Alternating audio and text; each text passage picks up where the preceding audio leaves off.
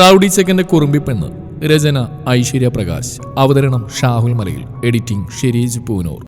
റൗഡിക്ക് അനുവിനെ അത്രയ്ക്ക് ഇഷ്ടമാണോ? അമ്പിളി അർജുനെ ഉറ്റുനോയിക്കൊണ്ട് ചോദിച്ചു. ഇഷ്ടമാണോ? എൻ്റെ ജീവനേക്കാളേറെ ഇഷ്ടമാണ്. അർജുവിൻ്റെ കണ്ണുകളിൽ ഒരേ ഒരു വികാരം മാത്രം, പ്രണയം. അസ്ഥികളിൽ ലയിച്ച് ചേർന്ന പ്രണയം. അമ്പിളിയുടെ കണ്ണുകളിൽ ഒരുതരം നിർവികാരത നിറഞ്ഞു. അറിയില്ല, ഒരു 2 ദിവസം മാത്രം പരിചയമുള്ള ഒരാൾക്ക് വേണ്ടി എന്തിനാ എൻ്റെ മനസ്സ് തുടിച്ചുകൊണ്ടിരിക്കുന്നത്? റൗഡി അനുവിനെ ഇത്രയധികം ഇഷ്ടപ്പെടുന്നതിന് എനിക്കെന്തിനാ പേടി? പക്ഷേ ഈ താലിയാണ് എൻ്റെ ഉള്ളിൽ നുരഞ്ഞു പോകുന്ന വികാരത്തിൻ്റെ അടിത്തറ. അമ്പിളിയുടെ ഹൃദയത്തുടിപ്പ് ഉയർന്നു. കണ്ണുകളിൽ നിന്നും നീർത്തുള്ളി ഒഴുകി. അർജു കാണാതെ അവളത് തുടച്ചു മാറ്റി. റൗഡിയുടെ സ്വഭാവം അനുവിനും റൗഡി ജീവനതുല്യം സ്നേഹിക്കുന്ന കുടുംബത്തിനും എത്രമാത്രം വേദന ഉണ്ടാക്കുമെന്നറിയോ? അമ്പിളി മുന്നോട്ട് നോക്കി പറഞ്ഞു. അർജു മുഖമുയർത്തി അവളെ നോക്കി. റൗഡി ഒന്ന് ആലോചിച്ച് നോക്ക്. റൗഡിയുടെ അന്നു തിരിച്ചു വന്ന റൗഡിയുടെ അവസ്ഥ അവൾക്ക് ഇഷ്ടപ്പെടൂ? ഒരിക്കലുമില്ല. പെട്ടെന്ന് ആ പഴയ അർജു ആവാൻ റൗഡിക്ക് പറ്റില്ല. പക്ഷെ റൗഡി ഒന്ന് ആലോചിച്ച് നോക്ക്. റൗഡിയുടെ ആ പഴയ കളിയും ചിരിയും കാണാനായി കാത്തിരിക്കുന്ന ഒരു കുടുംബമുണ്ട് അവിടെ. ഒരുപക്ഷെ ആ പഴയ റൗഡിയല്ലേ അനുവിന് ഇഷ്ടാവ്? അമ്പിളി അർജുൻ്റെ മുഖത്തേക്ക് ഉറ്റുനോക്കി. അവൻ അതെല്ലാം ശരിയാണെന്ന മട്ടിൽ തലവുനിച്ചിരുന്നു. പിന്നെ പഴയ അർജുവായിട്ട് റൗഡി അനുവിനെ കണ്ടുപിടിക്കണം. അവളുടെ കൂടെ ഒരു ആയുസ് മുഴുവൻ ജീവിക്കണം. ഞാനൊരിക്കലും റൗഡിക്കൊരു തലവേദനയാവില്ല. അന്നു തന്നെയായിരിക്കും അന്നും ഇന്നും ഇനി എന്നും റൗഡിയുടെ പാതി. അമ്പിളി ചിരിച്ചുകൊണ്ട് പറഞ്ഞു. പക്ഷേ അവളുടെ മനസ്സ് നിറയെ ആ താലിയായിരുന്നു.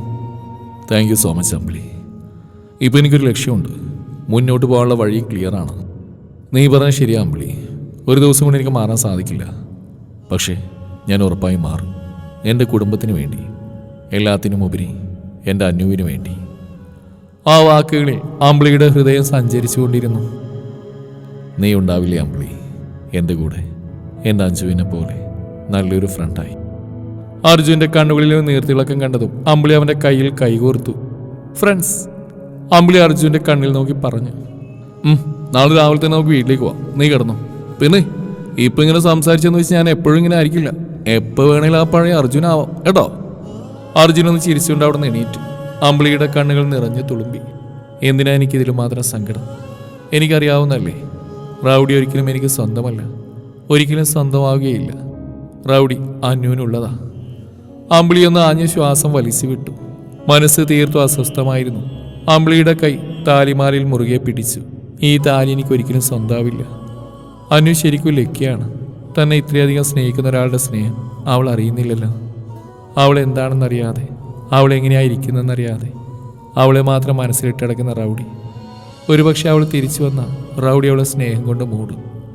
ഭഗവാനെ, ഇപ്പോൾ ഒരേ ഒരു ആശയേ ഉള്ളൂ. അടുത്ത ജന്മത്തിലെങ്കിലും ഈ താലി, അതായത് അന്നുവായിട്ട് എന്നെ ജനിപ്പിക്കണം. ആ സ്നേഹം മതിയാവോളം അനുഭവിച്ച് മരിക്കണം. ചേച്ചേ, റൗഡിക്ക് അന്നു മതി. ഞാനാരാ? അല്ലെങ്കിൽ ഞാൻ റൗഡിയെ പ്രേമിച്ചിട്ടൊന്നുമില്ലല്ലോ. അമ്പിളി സ്വയം തലക്കടിച്ചുകൊണ്ട് കിടന്ന്. എന്തോ അവിടെ മനസ്സ് വല്ലാതെ അസ്വസ്ഥമായിരുന്നു.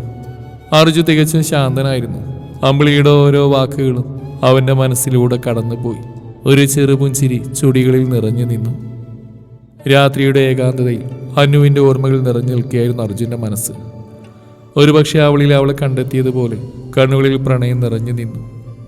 ഒരുപക്ഷെ ആത്മാവിൽ അലിഞ്ഞു ചേർന്ന പ്രണയം അതിൻ്റെ ശരിപാതിയെ കണ്ടുപിടിച്ച പോലെ ആത്മനിർവൃതി അടഞ്ഞു. മിസ്റ്റർ റൗഡി, പോവാ. ഒമ്പലത്ത് കാത്തിരുന്ന അർജുനെ നോക്കി അമ്പിളി പറഞ്ഞു. കാർത്തിയും വിജയും അവളെ ഉറ്റുനോക്കി. ആ, പോവാ. അർജു ബുള്ളറ്റിലേക്ക് കയറി. ഏട്ടൻസ് എന്തൊരു ശോകം. ഞാൻ വീട്ടിലേക്കല്ലേ പോകുന്നേ, അല്ലാതെ നാട് വിട്ടല്ല. ഇടയ്ക്കൊക്കെ ഞാൻ നിങ്ങളെ കാണാൻ വരും. അമ്പിളി രണ്ടാളുടെയും കൈ പിടിച്ചുകൊണ്ട് പറഞ്ഞു. അമ്പിളി പോയിട്ട് വാ. ഇനി നീ ഇവിടെ വരേണ്ടത് അർജുൻ്റെ നല്ല പാതിയായിട്ടായിരിക്കണം. കാർത്തി പറഞ്ഞതും അവൾ വെളുക്കിയെന്ന് ചിരിച്ചു. അർജുൻ്റെ നല്ല പാതി അത് അന്നുവാണ്. അമ്പിളി മനസ്സിൽ പറഞ്ഞെങ്കിലും അവളുടെ ഹൃദയത്തിൽ അത് പതിഞ്ഞു. ഒരുപക്ഷെ ആ യാഥാർത്ഥ്യം മനസ്സിലാക്കിയെന്ന പോലെ. അമ്പിളി അർജുൻ്റെ പുറകിൽ കയറി കാർത്തിയെയും വിജയെയും നോക്കി ചിരിച്ച് ഒരു ടാറ്റയും കൊടുത്തു. പിന്നെ എൻ്റെ കവിത കേൾക്കാൻ തോന്നുമ്പോൾ എന്നെ വിളിച്ചാൽ മതി, ഞാൻ പാടിത്തരാം കേട്ടോ. അമ്പിളി ചിരിച്ചുകൊണ്ട് പറഞ്ഞു. അയ്യോ വേണ്ടേ, രണ്ടാളും തൊഴുതുകൊണ്ട് പറഞ്ഞു. അമ്പിളി അതിനൊന്ന് ചിരിച്ചു. അമ്പിളി അർജുനിൽ നിന്ന് കുറച്ച് അകലം പാലിച്ചാണ് ഇരുന്നത്. ഒരു കട്ടറോട് എത്തിയതും അമ്പിളി അർജുൻ്റെ ദേഹത്തേക്ക് ചാഞ്ഞു. അമ്പിളി വീണ്ടും അവനിൽ നിന്ന് അകലം പാലിച്ചിരുന്നു. അത് മനസ്സിലാക്കി അർജു പതുക്കെ ഓടിച്ചു. വീടിൻ്റെ ഗേറ്റ് കടന്നു എല്ലാവരും ഉമ്മറത്തന്നെ ഉണ്ടായിരുന്നു. അവർ രണ്ടുപേരെ ഒരുമിച്ച് കണ്ടതും എല്ലാവരുടെയും കണ്ണുകൾ വിടർന്നു. ആദ്യേട്ടാ, എൻ്റെ കയ്യിലൊന്ന് വിച്ചിയേ. അല്ലു അവരെ കണ്ണെടുക്കാതെ നോക്കിയോണ്ട് ചോദിച്ചു. ആദ്യ അവസരം മുതലെടുത്ത് അവന്റെ കൈക്കൊരു കടിയങ്ങ് വെച്ചു കൊടുത്തു. ഒരലറലായിരുന്നു അല്ലു. എല്ലാവരും അവന്റെ നേരെ നോക്കി. ആന അലറലോടലറൽ, ആന അലറലോടലറൽ. ആദ്യ അല്ലുവിനെ പൂച്ചിച്ചുകൊണ്ട് പറഞ്ഞു. പോരട്ടെ കിളവോ നിങ്ങൾ നീയാൻ. അല്ലു ആദിക്ക് നേരെ തിരിഞ്ഞു. അല്ലു ആദിയുടെ ബാക്ക് നോക്കി ചവിട്ടം കൊടുത്തു. ആദി ദാ കിടക്കുന്നു സ്റ്റെപ്പിന്റെ മുകളിൽ. പക്കോ മാളു, നീ പേടിക്കണ്ടടി, ചേട്ടനൊന്നും പറ്റിയിട്ടില്ല. ആദി മൂടും തട്ടി എഴുന്നേറ്റുകൊണ്ട് പറഞ്ഞു. അതിനാരാ പേടിച്ച്? അവന്റെ കൈ നിരന്ന് വാങ്ങിയതല്ലേ, അനുഭവിച്ചോ? മാളു ആദിയെ പുച്ഛിച്ചുകൊണ്ട് പറഞ്ഞു. ആദ്യം അല്ലുവിനെ തറപ്പിച്ച് നോക്കി. അവിടെ പണ്ടേ പുച്ഛമാണല്ലോ. അമ്പിളിയും അർജു ഒരുമിച്ച് തന്നെ അകത്തേക്ക് കയറി. അവരറിയാതെ തന്നെ അവരുടെ ചുവടുകൾ ഒരുമിച്ചിരുന്നു. അവരുടെ ആ വരവ് കണ്ട് വേണുവിൻ്റെയും ശ്യാമളിയുടെയും മുഖത്ത് ഒരു പുഞ്ചിരി മുട്ടിട്ടു. എല്ലാവരെയും നോക്കിയ ശേഷം അർജു അകത്തേക്ക് കയറി. അല്ലമ്പു, ഇതെങ്ങനെ സാധിച്ചു? അല്ലു അമ്പിളിയെ തിരിച്ചു നിർത്തിക്കൊണ്ട് ചോദിച്ചു. ഈ അമ്പിളി വിചാരിച്ച എന്ത് നടക്കുന്ന എനിക്കിപ്പോൾ മനസ്സിലായോ? അമ്പിളി കുറച്ച് ഗമയോടെ പറഞ്ഞു. എന്നാലും എൻ്റെ അമ്പിളി, ഈ റൗഡി നിന്റെ കയ്യിലെങ്ങനെ ഒതുങ്ങി? ശ്യാമള മൂക്കത്തെ വിരവിളിച്ചുകൊണ്ട് ചോദിച്ചു. പറ അമ്പു, നീ എങ്ങനെയാ അവനെ ഒതുക്കിയത്? വേണു അമ്പിളിയെ ഉറ്റുനോക്കി. ഓ, അത് സിമ്പിൾ, അവൾ റൗഡി ബേബിയുടെ വീക്ക്നെസ് കയറി പിടിച്ചതാണ്. അല്ലു പറഞ്ഞതും അമ്പിളി അവനെ ഉറ്റുനോക്കി. അയ്യേ വൃത്തിയിട്ടവൻ, ഞാൻ അവിടെ ഒന്നും പിടിച്ചിട്ടില്ല. അമ്പിളി എടുത്തടിച്ച പോലെ പറഞ്ഞു. എല്ലാവരും വായപൊത്തി ചിരിക്കാൻ തുടങ്ങി. അതല്ല അമ്പിളി, വീക്ക്നെസ് എന്ന് ഉദ്ദേശിച്ചത് അർജുന്റെ ബലഹീനതയാ. അല്ല, ബലഹീനതയാ. ആദി ചിരിച്ചുകൊണ്ട് പറഞ്ഞു. അമ്പിളി അല്ലുവിനെ നോക്കി. ഞാൻ പെട്ടെന്ന് തെറ്റിദ്ധരിച്ചു, അതാ. അമ്പിളി ചമ്മിക്കൊണ്ട് പറഞ്ഞു. അത് പിന്നെ അമ്പിളി, നീ എങ്ങനെയാ അർജുനെ ഒതുക്കിയേ, അത് പറ. മാളു അമ്പിളിയെ പിടിച്ചു വിളിച്ചുകൊണ്ട് ചോദിച്ചു. ഓ, അതാ അല്ലു പറഞ്ഞ പോലെ വീക്ക്നെസ് കയറി പിടിച്ചു. റൗഡിയുടെ ഏറ്റവും വലിയ ബലഹീനത ആരാ? അന്നു. അതിൽ പിടിച്ചാ ഈയിടം വരെ എത്തിയത്. അന്നു എന്നുള്ള പേര് കേട്ടതും എല്ലാവരുടെയും മുഖമിരുണ്ടു. അമ്പിളി, അന്നു, അവളുടെ കാര്യം നീ, അവൾ ഒരിക്കലും തിരിച്ചു വരില്ല മോളെ. വേണു പറഞ്ഞത് എല്ലാവരും ശരിവെച്ച്. ഇനി നീയാമ്പു, അർജുൻ്റെ പാതി. ഞാനല്ല ആദ്യേട്ടാ, റൗഡിയുടെ പാതി അന്നുവാ. അവളാണ് ആ സ്നേഹത്തിൻ്റെ അവകാശി. അന്നുവിനെ മറന്ന് എന്നെ സ്നേഹിക്കാനും റൗഡിക്ക് പറ്റില്ല. അമ്പിളി ഉറച്ച മനസ്സോടെ പറഞ്ഞു. പക്ഷെ അമ്പു അതെങ്ങനെ? അപ്പം നീ? ശ്യാമള ചോദിച്ചത് അമ്പിളി ഒന്ന് ചിരിച്ചു. എനിക്ക് നിങ്ങളൊക്കെ ഇല്ലേ, പിന്നെന്താ? പിന്നെ ചെറിയൊരു വിഷമം തോന്നി. റൗഡിക്ക് എന്നെ ഒരിക്കലും സ്നേഹിക്കാൻ പറ്റില്ലെന്ന് പറഞ്ഞപ്പോൾ അത് മാറിക്കോളും. ആ സ്നേഹം ഈ താലിയോടുള്ളതാണ്. അതുമല്ല ഞാൻ റൗഡിയെ സ്നേഹിച്ചിട്ടേ ഇല്ല. അമ്പിളി എല്ലാവരെയും നോക്കി പറഞ്ഞു. എന്തിനാ അമ്പു കള്ളം പറയുന്നേ? നീ നിന്റെ ലൈഫ് വെച്ചാ കളിക്കുന്നേ. അർജുനെ നമുക്ക് മാറ്റിയെടുക്കാം. ഇല്ല മാളുവേച്ചി, അർജുവേട്ടനെ ഒരിക്കലും അനുവിനെ മറക്കാൻ പറ്റില്ല. അത്രയ്ക്ക് ഇഷ്ടമാണ് അവള്. ഇത്രയും നാൾ കഴിഞ്ഞിട്ടും അവൾ ഓർത്തിരിക്കുന്നില്ലേ? പിന്നെ അച്ഛ, എത്രയും പെട്ടെന്ന് എൻ്റെ റൗഡിയും ഡിവോഴ്സ് ശരിയാക്കണം. അമ്പിളി വേണുവിന് നേരെ തിരിഞ്ഞു. നീ എന്തൊക്കെ അസംബന്ധമാണ് പറയുന്നത്? എവിടെയോ ചത്തോ ജീവിച്ചോ എന്നറിയാത്ത ഒരാൾക്ക് വേണ്ടി നീ നിന്റെ ലൈഫാണ് തുളച്ചു കളയുന്നത്. വേണു അമ്പിളിക്ക് നേരെ ചൂടായി. അമ്പിളി ഒന്ന് മനസ്സിലാക്ക്, നീ നിന്റെ ലൈഫ് സ്പോയിൽ ചെയ്യില്ലേ? പ്ലീസ്, നമുക്ക് അർജുനെ മാറ്റിയെടുക്കാം.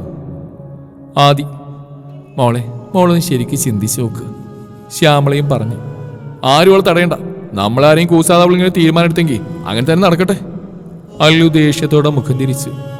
അല്ലു പ്ലീസ്, ഞാൻ നിങ്ങളെ സ്നേഹിക്കാനായിട്ടല്ല. റൗഡിക്ക് ഒരിക്കലും എന്നെ സ്നേഹിക്കാൻ കഴിയില്ല.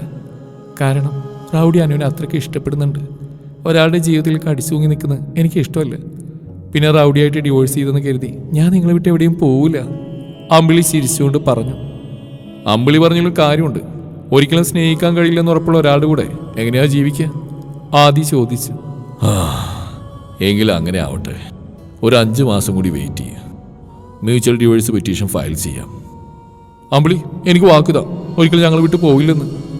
അല്ലു കൈ നീട്ടിയതും അമ്പിളി എല്ലാവരെയും നോക്കി അല്ലുവിൻ്റെ കൈകളിൽ കൈകോർത്തു. എല്ലാവരുടെയും ചുണ്ടിൽ പുഞ്ചിരി വിരിഞ്ഞു. നിന്റെ കവിത കേട്ട് ചാവാൻ ഞങ്ങളുടെ ജീവിതം ഇനിയും ബാക്കി. ഞാൻ വിചാരിച്ച് ഈ ബാധ ഒഴിഞ്ഞു പോയെന്ന്. അല്ലു പറഞ്ഞതും അമ്പിളിയുടെ മുഖം ദേഷ്യത്താൽ ചുവന്നു. അല്ലു പതി അവിടുന്ന് എസ്കേപ്പ് അടിച്ചു. രാത്രി മാനത്തെ നക്ഷത്രങ്ങളുടെ ഭംഗി നോക്കുകയാണ് അമ്പിളി. അവളുടെ കണ്ണുകൾ പതിവിലും പ്രകാശപൂരിതമായിരുന്നു. അർജു കാറ് പോർച്ചിൽ പാർക്ക് ചെയ്ത് അകത്തേക്ക് പോവാൻ നോക്കുമ്പോഴാണ് ആകാശത്തേക്ക് നോക്കി നിൽക്കുന്ന അമ്പിളിയെ കാണുന്നത്. പൂർണ്ണചന്ദ്രന്റെ പ്രകാശത്തിൽ അവളുടെ മുഖം ചൊലിച്ചു നിൽക്കുന്നതായി അവന് തോന്നി.